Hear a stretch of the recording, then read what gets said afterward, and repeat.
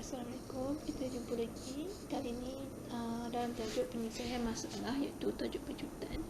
Cikgu dapati ramai yang salah untuk tajuk ni dari segi proses kerja, mencari jalan kerja dan jawapan pun salah. Jadi di sini cikgu akan tunjukkan bagaimana nak dapat jawapan yang sebenar dengan langkah kerja yang betul. Okey, ini daripada latihan yang cikgu beri hari tu. Ada 3 soalan, iaitu nombor 2 ni diminta mencari pejutan bagi setiap situasi di bawah lah. Iaitu A, sebuah kereta memucut daripada 60 km per jam kepada 110 km per jam dalam masa 30 minit. Sebagaimana yang kita tahu dalam rumus pejutan itu, bersamaan dengan laju akhir tolak laju awal bagi masa. Jadi kita kena kenal pasti dulu yang manakah laju awal dan laju akhir di sini.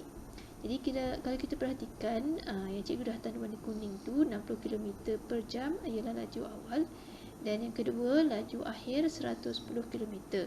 Jadi jalan kerja seperti yang cikgu dah tunjukkan di sini. Ini kita letak laju akhir tu sebagai 110, tolak dengan laju awal 60, bahagi dengan 30 per 60.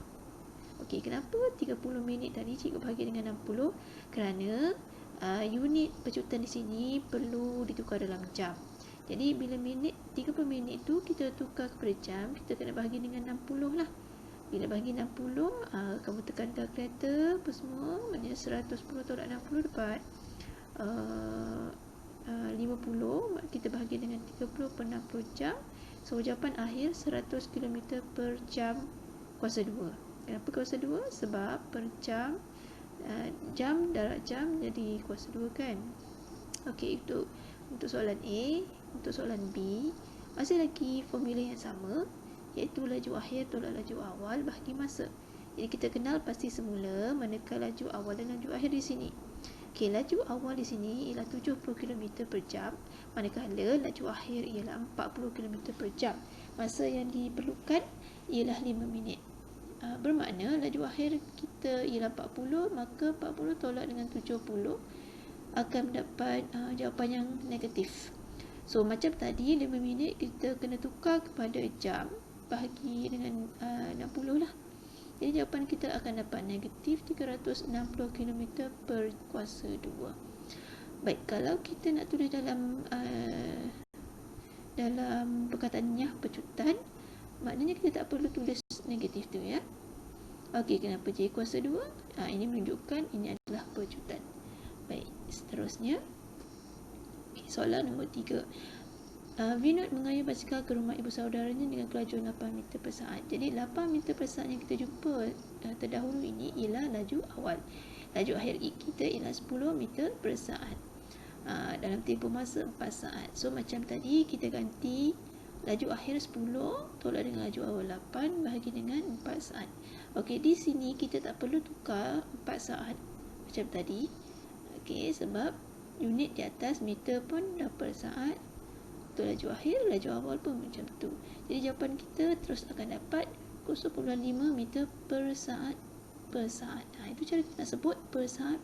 Bukannya kalau cikgu nak shortcut, cikgu akan sebut S kuasa 2 lah. Okey, tapi sebenarnya itu untuk unit pejutan. Okey, soalan nombor 4 pun sama. Kena kenal pasti dulu mana laju awal dan laju akhir. Laju awal di sini 145, laju akhir ialah 75. Maka dah tentulah bila kita tolak laju akhir dengan laju awal mendapat negatif. Bahagi dengan 8 saat, masih lagi kita tak perlu tukar saat kepada unit jam ataupun unit minit di sini. Kita terus saja bahagi. Mana kita akan dapat negatif 8.75 meter cm per saat. Okey, itu saja penerangan cikgu untuk kali ini. Cikgu harap kamu semua boleh faham dan mengaplikasikan apa yang cikgu tunjukkan tadi untuk soalan-soalan yang lain. Dan boleh cuba soalan ini semula tanpa melihat penyelesaian yang cikgu beri.